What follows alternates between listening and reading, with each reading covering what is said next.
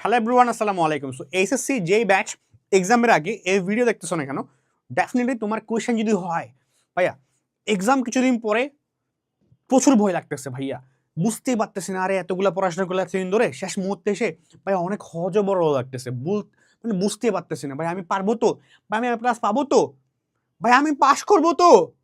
এই কোয়েশ্চেন যাদের মাথায় আসে বা এমন তোরও যত কোয়েশ্চেন তোমার মাথায় আসে তার জন্য আজকের এই টপিক ভাইয়া। কনফিডেন্স জিরো, মানে কনফিডেন্স নাই হয়ে গেছে তোমার, তাহলে আজকে আমরা এক্সামের আগে কনফিডেন্সকে বুস্ট আপ করার জন্য সবচেয়ে ভালো মেথড আমি কি ফলো করছিলাম সেটা নিয়ে ডিসকাস করব।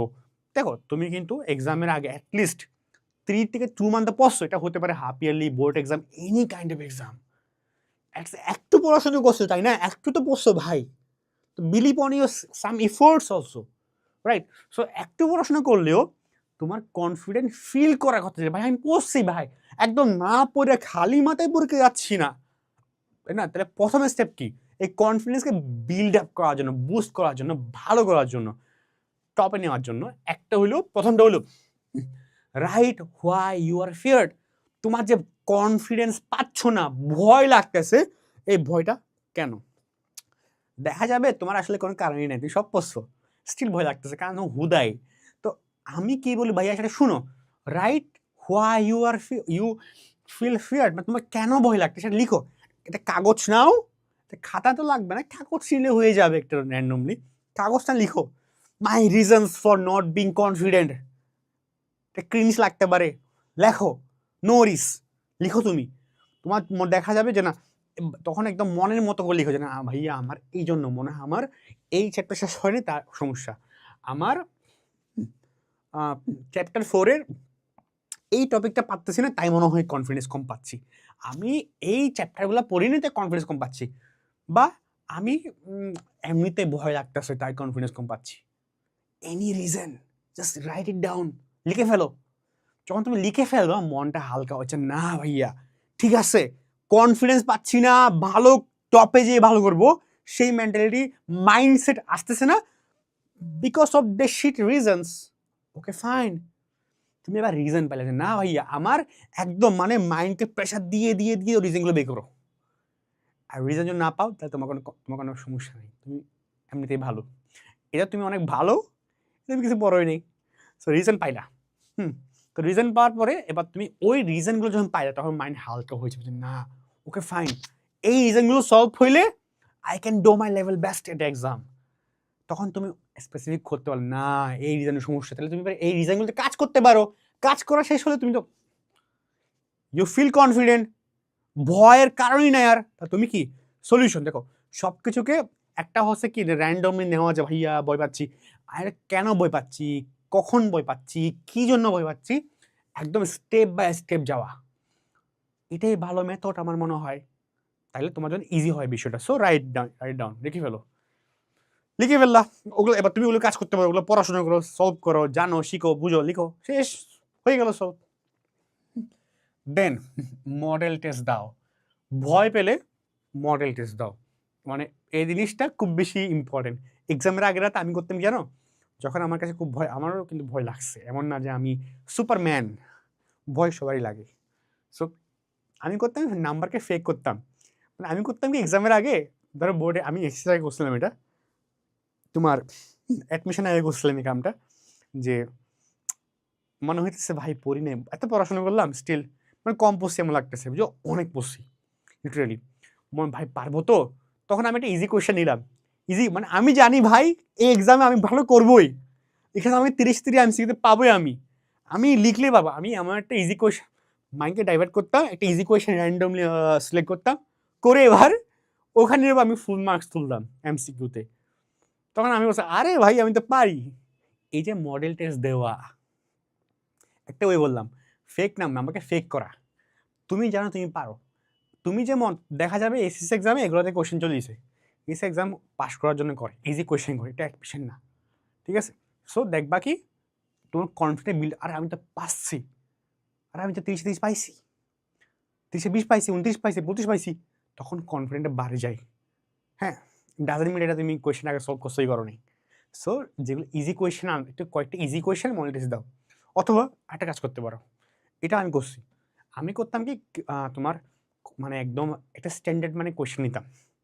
স্ট্যান্ডার্ড মানে কোয়েশ্চেন নিয়ে আমি করতাম কি তোমার ওই স্ট্যান্ডার্ড মানে কোয়েশ্চেনগুলোতে প্র্যাকটিস করতাম। রিলেটেড প্র্যাকটিস করতাম। যে আসলে আমি কেন পাচ্ছি না? যে আমি কনফিডেন্স পাচ্ছি না, ভয় লাগতেছে আসলে সেটা সত্য নাকি আসলে আমি হুদায় ভয় পাচ্ছি? তো এক্সাম দেখতাম যে আমার যখন নাম্বার ছিল ৩০ এ ২৮, ২৫ এ প্লাস হলে আমি ভয় পাইতাম না আর। ৩০ এর মধ্যে। তো দেখলাম ৩০ এ ২৮, ২৯, ২৭ আসতেছে, ২৬ আসতেছে। তো ওকে ফাইন, ঠিক আছে। ২৭ হলে ভয় পাইতাম না সত্যি কথা বলতে। তো ২৭ যখন পাইতেছি, ওকে ফাইন, ঠিক আছে, ওকে। ভালো তো করতেছি, ভয় পাওয়ার কারণ নাই। অত হুদায় ভয় পাচ্ছি। আর ২৭ এর বা ২৫ এর নিচে কমলে বুঝবো যে না তোমার কিছু ল্যাকিংস আছে। তখন যেগুলো ভুল করতাম সেগুলোকে আবার সেগুলোর টপিকগুলো করে বের করতাম। আচ্ছা ভুল করছে এই টপিকে ভুল করছে। তাহলে এই টপিকটা এমসিকিউ এই টপিকের। এই টপিকটা আমি ভালো করি এবার। This how I solve my problems, right? Exam দাও। তারপর এই যে বললাম ট্রাই ইজি কোয়েশ্চেন। দুটো একসাথে বলে ফেলছি। ইজি কোয়েশ্চেনে কি দাও এক্সাম দাও। তো অনেক ইজি হয়ে যায় বিষয়টা, কনফিডেন্ট বেড়ে যায়। 4th number, revise your weak points. আমি না একটা তোমার খাতা নিয়ে একটা চার্ট করছিলাম। আমার এখানে মনে আছে যে আমি আমার ফার্স্ট ইয়ার শেষে আমার ফার্স্ট ইয়ারের মধ্যে মোটামুটি সিলেবাস কমপ্লিট হয়ে গেছিলো, মানে হোল সিলেবাসটা, ফুল সিলেবাস। তো আমি পুরো চার্ট করছি যে না আমার সাবজেক্ট ওয়াইজ চ্যাপ্টার ওয়াইজ যে কোন চ্যাপ্টারে কোন জায়গায় কোন টপিকে কোন ম্যাথ একদম মানে বসে আমি 2 দিন টাইম দিয়েছিলাম। বসে বসে বসে বসে আমি সলভ করছি এগুলো লিটারালি। আমার কোথায় সমস্যা, কোন টপিকে আমি ভয় পাচ্ছি, কোন টপিকে ইস্যু আছে, কোনটা একটু মানে ভয় লাগে। আমরা জানি আসলে কোনগুলো আমাদের কঠিন লাগে।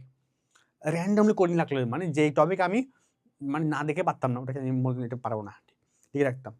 মানে this are my weak points. এবার তুমি ওই উইক পয়েন্টসগুলোকে পরীক্ষার আগে রিভাইজ করো। পরীক্ষাটা কালকে পরীক্ষা, আজকে তুমি যদি রিভাইজ করবা, আজকে তুমি এই কামগুলোই করবা। পরীক্ষার আগের রাতে তুমি শিখতে চাই না, পরীক্ষার আগের রাতে এই কামগুলোই করে তুমি তোমার উইক টপিকগুলোকে রিভাইজ করো। এটা করলে তোমার উইক টপিক সবগুলা তোমাকে জানা আছে। রিভাইজ করলো তাহলে কিন্তু উইক টপিক শেষ, মডেল টেস্ট দিয়ে যা যা করে নিলা, মোটিভেশন পাইলা, ভালো নাম্বার তুললা, অ্যান্ড ফাইনালি তুমি তোমার কেন ফিয়ার সেটা জেনে গেলা। অ্যান্ড দ্য লাস্ট 2 পয়েন্ট সব তো করলা। আমাদের ম্যাক্সিমাম হয় কি যে আমি মনে করি টু বি অনেস্ট মানে সাকসেস জিনিসটা না মানে ইফোর্ট দিয়ে শুধু না। সবাই মনে করে যে ইফোর্ট দাও সাকসেস হয়ে যাবা। আমি মনে করি ডিফারেন্ট। আমি মনে করি success equal to efforts plus prayer. আমার একটা স্যার ছিল, উনি বলতো সফলতা সমান হইলেও দুটো বিষয় সমান নয়। ইফোর্টস দিতে হবে, আমাদের সৃষ্টিকর্তার নিচে আল্লাহর কাছে চাইতেও হবে। আমি সবসময় দুটো আমি ব্যালেন্স করার ট্রাই করতাম। ইনশাল্লাহ এটাই ভালো। So prayers and try to do some exercise. এমন না যে পরীক্ষার আগে শুধু পড়বো না, তুমি রোবট হইতে যাও না, এক্সারসাইজ করো, ভালো জিনিসটা।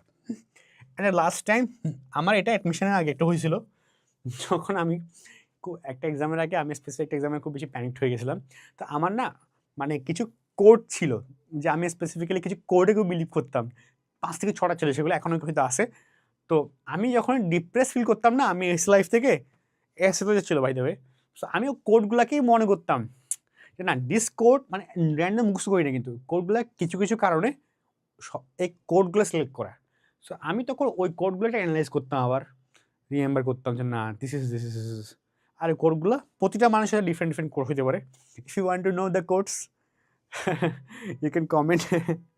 আমি এগুলো মনে করার ট্রাই করতাম। সো ওগুলো মনে করলে মোটামুটি একটা মোটিভেট ফিল হইতো অনেক, হ্যাঁ কনফিডেন্ট ফিল হইতো। সো এটা তুমি করতে পারো। এটা this is a bonus tricks for this is a bonus. এটা না করলেও চলে, আমি করতাম কারণ আমি অনেক ভীত ছিলাম। সো এটাই। সো দিস ইজ দ্য ওয়েস। তাছাড়া তোমাদের কোনো বিষয়ে গাইডলাইন লাগে কমেন্টে জানাও। আর ভিডিও কেমন লাগলো জানাও, তোমাদের শেয়ার করিও, ঠিক আছে? সো আজকের ভিডিও পর্যন্তই। হোপফুলি তোমার কনফিডেন্স জিরো না, কনফিডেন্স এখন থেকে টপে থাকবে ইনশাল্লাহ। সো দেখা হচ্ছে পরবর্তী ভিডিও।